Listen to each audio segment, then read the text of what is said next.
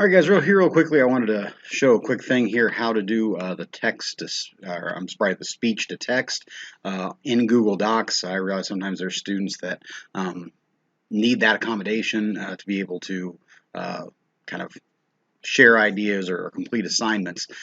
So within Google Docs, here's how you can do it. If you go up here to Tools, you can see I already have it on here, but if you go up to Tools up here, click on Tools, and of course you're going to see this voice typing.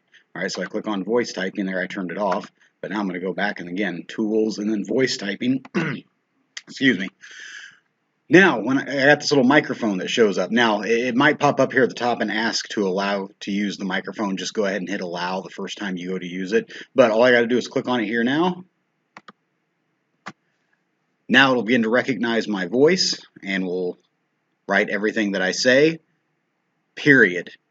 So at the end of each sentence, I need to say period to end the sentence.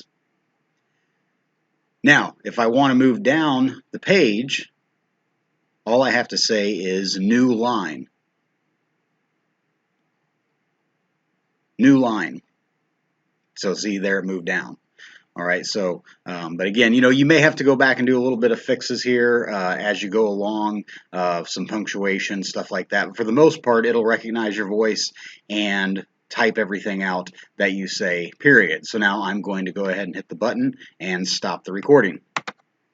All right, so there you can see on the page it's got everything that I said. Again, you may have to go back and fix some punctuation things, but again, 99% of the work is done by the voice recognition there in Google Docs.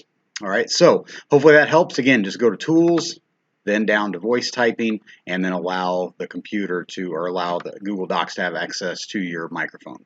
All right, hopefully that helps. Thanks.